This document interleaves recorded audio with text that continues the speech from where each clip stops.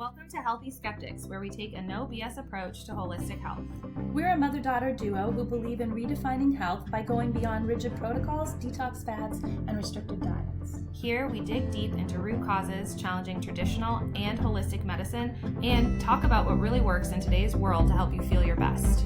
Join us as we sift through the noise, tackle myths, and offer real insights into holistic health with a healthy dose of skepticism. Hi, welcome back. To the Healthy Skeptics podcast. Yes, and today, since this is our Valentine's Day episode, we wanted to talk about the vagina. I think it's a fun topic for Valentine's Day. We maybe don't have vagina on the mind, but other people might have vagina on the mind. And then we're more hyper aware of it. Could be, yeah. Like, where's that romantic evening ending? Yes. Yeah. So I know some of the things we were looking at was like, but what was one of the things? Like, it's not supposed to smell like Bed Bath and Beyond. Yes, but we'll talk. Yeah. Body work. That's funny. Sorry. Bath and Body Works. Whoops. But yeah, so we also wanted to play on the relationships today because a play on relationships. Yeah, because there is a relationship between your gut health and the health of your vagina, your vaginal health. Yeah, like really tight relationship. So we want to talk through that and how to support essentially both, but really, well, really what's the connection? Yeah. I think you may hear that around, and it's kind of what is the real connection here? What does it really mean that we say, oh, those two are connected? Because you're kind of, if you're thinking anatomically, you're like, let's see, how does that exactly work? Yes. They're two separate systems. Mm-hmm. But but first we kind of wanted to start out the podcast with busting some myths about vaginal health. There's some funny ones that I had pulled up. And so just, talking through those. Yeah. And this is what you were talking about. But a big myth is that it's supposed to smell good. Like good from the standpoint of like roses or like flowers a freaking or candle, vanilla or whatever. Like we're supposed to have this like sweet smell down there. And that's absolutely false. Like a healthy vagina actually smells very acidic. Right. And it's not bad. No. But it's not but like there is a smell to it. Yes, but it's not like some floral. I had this friend in high school, this guy friend in high school that used to say the funniest thing. It's not that kind of story, don't worry. But he would not admit that girls pooped. And so, he like couldn't handle the fact that later you're telling me who this was. And so he used to say the funniest thing. He's like, if girls poop, it's more like little peeps and it comes out smelling like roses. Thing. But that's kind of what I feel like people think about their vagina, that it should smell beautiful or whatever. But it's not. It should. Yes, it has a natural scent. You know what? I wonder if that comes from the old, like, this is your flower. So it's like, I'm just saying that. Did you ever say that to me? Heck no. I don't actually ever remember you having a sex talk with me. Ever. I don't think we sat down and had a specific or sex you talk. Talking me through anything about my vagina, ever. Well, I'm sure I did. No way. Yes, I did. I talked to your friends about it, so I'm sure I talked to you about it. We used to have all kinds of conversations. I guess. No, I do remember. Yeah. We used to talk a lot with people when I was older. Well, I'm sorry. Once you went back to medical school, I think we talked a lot about a lot of stuff. But it wasn't, we didn't have a sex talk on us. It doesn't matter. Anyways, but maybe that's where it came from. Well, I don't think it came, like I said, I don't think we sat down and I'm like, okay, we're going to talk about this. It was more conversations that just happened. Sure. But the point being, you don't spray perfume down there. Don't have this expectation that it's supposed to smell really sweet or florally or anything like that, which kind of brings me to the second myth, that drinking a bunch of pineapple juice, which we all did. Are you serious? I had never heard that until you said that. What? No. Oh my gosh. No, because you know why? The Why? only things that we ever talked about, douching was the big thing. We'll get to douching. Okay. Yeah, but no, never heard juice. No. What about like garlic? No. Okay, so unless we're you're putting it here making like pina coladas to sure. make That's why you were making pina coladas. No, but they were that was a big thing. And if you guys are listening and you know what I'm talking about, we would like down pineapple juice. And what's funny is that pineapple juice in large amounts could like actually give you a little bit of diarrhea. Probably some gas. And gas. Which, wow, that's what you want. So don't be doing that either right before Valentine's Day. Yeah.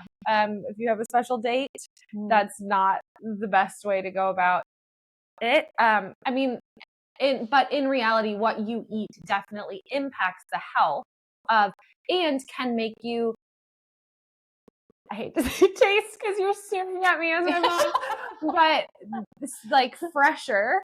Oh, okay. But it overall, as your overall diet. Never heard it. Okay.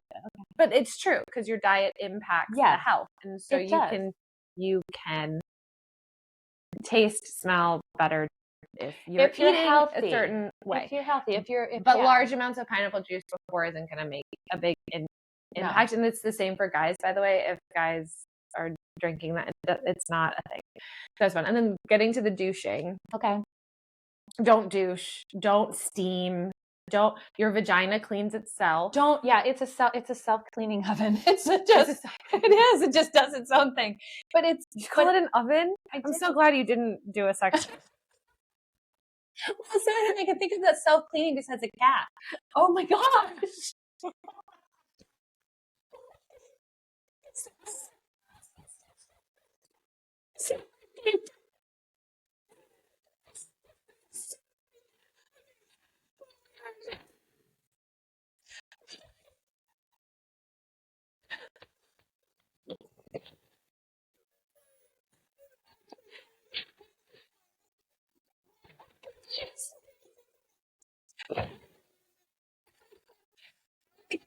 Oh.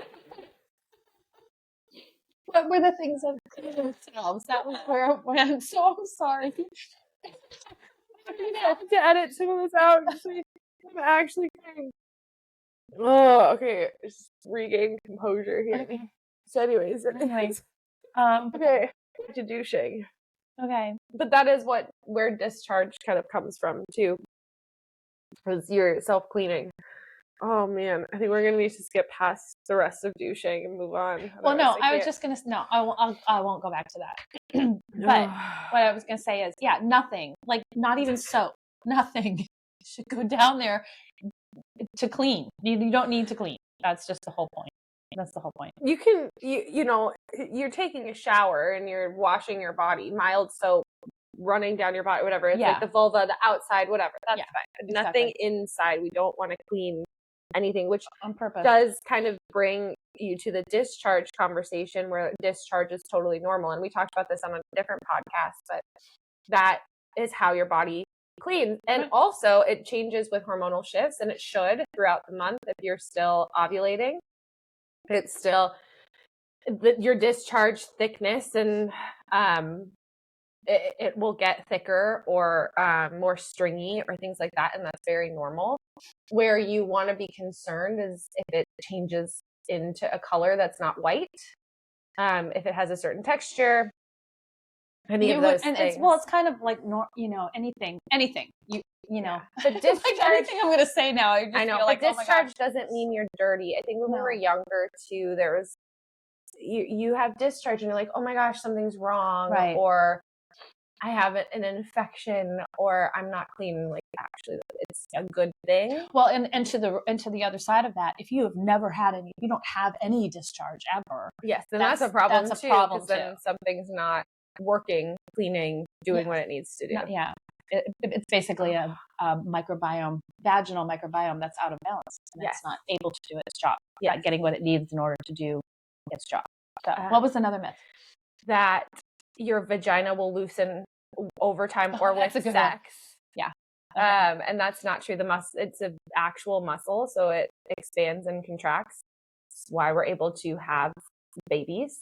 And actually orgasms help to tone the muscle. So more orgasms, the better tone that muscle. Do you know another thing about orgasm? What? I don't know if I want to know. But yeah, go ahead. No, I would say that women who don't experience orgasms and they're trying to conceive the muscles actually help push that sperm upward. Makes sense. Yep.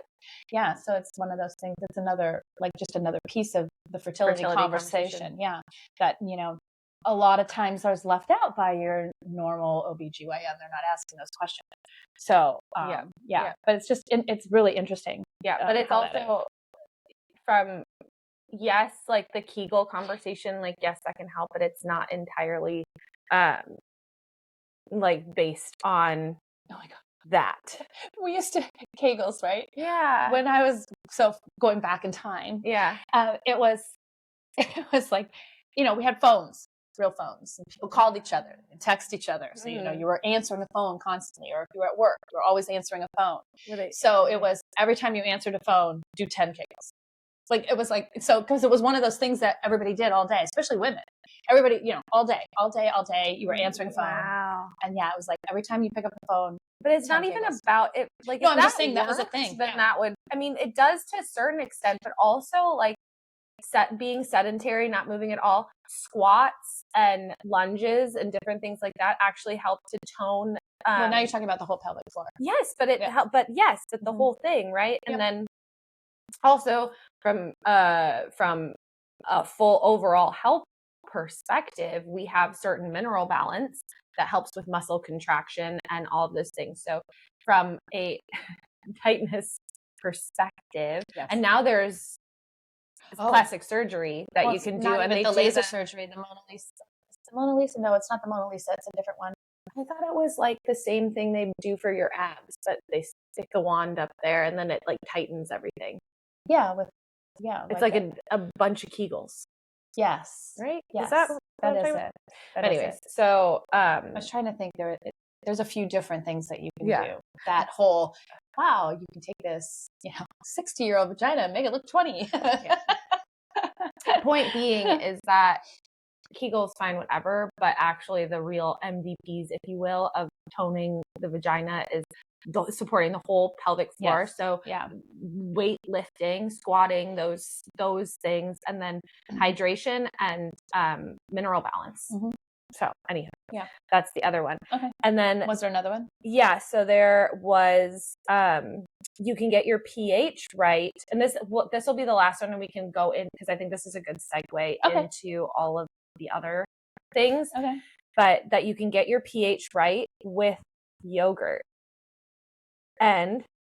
or garlic. So I think we should talk about that, which, well, I think you can't, and I mean it from the perspective of not eating it, but shoving it up there. Oh yeah. Yeah. People are inserting yogurt or garlic into your vagina. Right. Which is there's a good thing. Let's not do that. But we're going to talk about how to actually improve your pH. And some of it is from a food perspective. It's always from a food perspective. Yes. It's always from a food perspective. But we absolutely can improve pH if you're ingesting yogurt and garlic. But we'll just kind of jump into. I was going to say, from a what you're going to put in there from a medical standpoint. Up there, in there. What are you talking about? No, I'm saying like there are times when where vitamin C. I mean, different suppositories. Yes, different suppositories can be helpful in certain instances. So, I'm not saying don't ever do it, and especially if you're working with someone. Yogurt. No, I know. You're going to shove food up your vagina. No. That's what I was talking about. People doing that to improve their pH. No, people do a lot of things. I'm not talking about for medical purposes, but okay. Okay, so that's why I said I think it'd be a good segue into talking about how the microbiome and what we eat, and how our gut health is tied to your vaginal. That's what I was saying. Microbiome. Right. So, because it is separate. So we have a vaginal microbiome, we have a gut microbiome, but they are very tightly connected. Yes, they are. For many reasons. Mm-hmm. Which one do you want to start with? Physical reason? Well, no, I mean, we'll just go down the list. Essentially, we have the gut microbiome, which is trillions of bacteria. Some Very are diverse. beneficial bacteria. Some are what we would call more opportunistic bacteria that you need in smaller amounts, but can definitely take over and become not beneficial bacteria. Right. And then we also have, I was going to say, you bad may also know them as bad and good bacteria. yeah, but I think there are beneficial, opportunistic, and then there is a category of bad, but that would be more like from a parasite pathogen perspective, Right. which 9 times out of 10, those pathogens are just opportunistic bacteria that have Overgrown. had space. But your microbiome, all of these bacteria are responsible for proper digestion, the absorption of all your nutrients, your immunity, almost your entire immune system is housed within the gut, and the microbiome is responsible for that. So they keep inflammation in check. So really important. Now, then you can kind of move. Well, go ahead. I was going to say, no. So you talk about, the connection. So why is that important? So what, my immune system's in my gut, but it's like, that's helping keep that other microbiome, that vaginal microbiome, nice and healthy and not have overgrowth there, because your immune system is the one that's like the police. They're going around making sure everybody's staying where they need to be. So, so if you have a weakened immune system, then you're going to see some of those things that people deal with all the time, whether it's consistent infections. That's where the constant infections come from, or BV. Or, so you have these overgrowth. UTIs, yes. reoccurrent yeast infections. Reoccurrent UTIs is a big one. That's a big one. And that's really an immune system dysfunction too, that you keep getting these infections. Yeah. So I think the MVP, if you will, there's in the vagina. So you have your gut microbiome, and you have lots of different bacteria that are great and beneficial and need to be in a good amount. In the vagina, your MVP bacteria is Lactobacillus, and Lactobacillus is what keeps your pH on point, and also all the other, basically that entire microbiome happy. That's where putting yogurt, people are like, oh, lactobacillus. Yes. It's going to connect. Oh, there you go. Yeah. Yes. I'm sure. I can just see people putting Yoplait up there with no lactobacillus whatsoever. Yeah, but that's the thing. So they think that there's a connection between the lactobacillus, because that's a food that's very high in lactobacillus. So in order to improve my vaginal microbiome, I'm going to just put it directly up there. And that's not exactly how it works. No. But essentially, when lactobacillus starts to become lower in number in your vaginal microbiome, that's when other sneaky things get passed.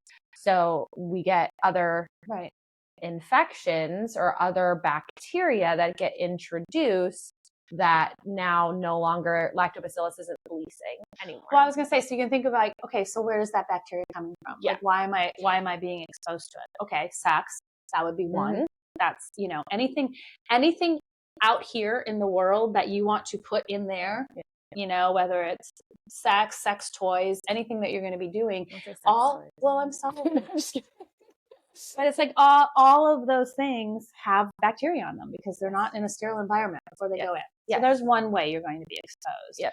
Another way, like we've had clients that are like, oh, it's my boyfriend. Like, every time I have sex, I get the UTI, and it's like, well, actually, that's more of an indication of your own vaginal microbiome not being able to handle the external bacteria coming into your environment. Yes, your pH, that vaginal pH. Yes. So, anyways, and go on. Continue. I don't know where I was then. What was I saying? Other ways that it can be introduced. Oh, okay. The highway. Yeah, we do hear that a long way. Yeah, there's a very short highway between your rectum and your vagina. Very short. And so less than an inch. Yeah, and so I know I'm showing it like people can see it and we're talking, but so if you think about if your gut is unhealthy, and then the stool that's coming out of the gut, not only, you could have the most perfect hygiene possible and always wipe in the correct direction and all of the thing, you're showering, the whole thing, but still bacteria can move from that one spot to the other. And so it's really, easily transmitted. And so if you do have a weakened microbiome in the vagina, then you are going to be introducing those types of bacteria as well. As like we're thinking about some of the big guys, like an E. coli, for example, or a candida, or a candida, which is the yeast, right? It's a big yeast guy. Right. So if you're getting a lot of those yeasty UTIs, that's a big one. Well, I was going to say too, and on the fertility side of things, when you think about pH, your pH can be very hostile to sperm. And so if your vaginal pH isn't in that range, it's, what, 3 to 8, 3.8 to 4, something. 5 or something. Yeah. But if it's not in that range, then you're creating an environment where that sperm isn't going to survive long enough to make it up into the fallopian tube and to try and find an egg. So that's another thing to be looking at. I don't think we do that either in fertility. Take a good look at what that vaginal pH is. Yeah. And then to the other point of the fact that one of the other things that impacts our vaginal microbiome from the gut is the gut bacteria, the estrobolome, which is newer term. I think a couple years, 2-3 years ish. Yes. But essentially there's a set of bacteria that are housed in your gut, in your microbiome, that are responsible for estrogen metabolism. And it's called the estrobolome. Estrobolome. Yes. Thank you. BLOME. And if those bacteria aren't supported, then your body does have a harder time metabolizing estrogen, which means your estrogen levels could either be too high or too low, or just definitely not fluctuating the way that they should be. And so that can lead to vaginal dryness. It can lead to, again, painful sex. Then we get more yeast overgrowth, cycle irregularities, all those things. So there is also a connection to your estrogen and how your estrogen is metabolizing, which happens. The gut is a big component of that. Your digestive system is a big component of how we metabolize estrogen, which directly impacts our vaginal health. Right. So we have, and then you can pull in, there would be just a tiny bit of stress conversation that would come into that as well, just because of the whole estrogen connection. So, there's quite a few things that can impact the health of your vagina that you don't even really think about being connected. Yes. Correct. So, and the cool thing is because we're starting to understand the importance of the gut microbiome and learning all of these connections over the last 5 to 10 years, we test, and stool testing has been very popular, and we use it in our practice, and it's great. We get a big picture of how your digestion is looking, what your microbiome looks like. Are there any infections or overgrowth or pathogens or parasites? We get to look for inflammation. There's tons. I was gonna say you even look at how are you digesting fat? Yes. What's your fiber intake? So many different pieces of that whole digestive process. It's really kind of cool. And if your gut is not absorbing, if your gut is not absorbing, or you're not getting the nutrients from your food because of your gut health, that's going to directly impact, again, your vaginal health, but also your hormones and all the other connections that we're making. So, I think so. Now you're talking about testing. Yeah. So we do gut testing, and some of the things that, we could talk, and there is, you can do a test to see the balance of your vaginal microbiome as well. And it's an at-home test. They do them in the clinics. I don't know what clinics, probably more functional clinics, but anyway, but there are tests that you can do at home where you're just going to do a swab, and send it in and get a picture. But it's kind of like, why would you do one or the other? If we're talking so much about this gut vaginal connection, it's like, well, what are the instances where we should do a gut test, or we should be looking at doing more of a vaginal microbiome test.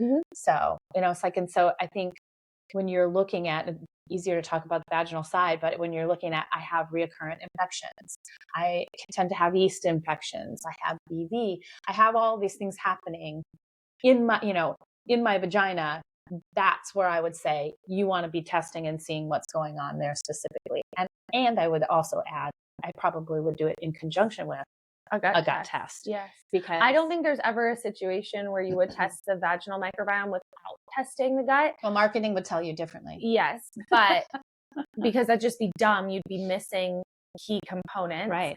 But there are lots of instances where you wouldn't necessarily need the vaginal test. No. But I think both, when you're struggling with those types of things, can be really helpful. It just gives you a nice, clear picture of the connections and what's happening. Right. And where to really throw your support behind, because we can sit here and give you generalized information of how to support a healthy gut that you've probably heard, which work. Don't get me wrong. Yeah. Like, it does work to eat more fiber, to include more fiber in your diet, to include more prebiotic fiber. So things like garlic, here's the other piece, right? Right. Garlic, onions, asparagus, artichokes, inulin, and chicory root, like all of those things, nice prebiotic fiber. And then also other resistant starch fibers are really great for feeding good bacteria. And then you have your probiotic foods. So eating more probiotic foods, which give you the direct lactobacillus or the direct bifido or direct strains of probiotics to help keep that populated.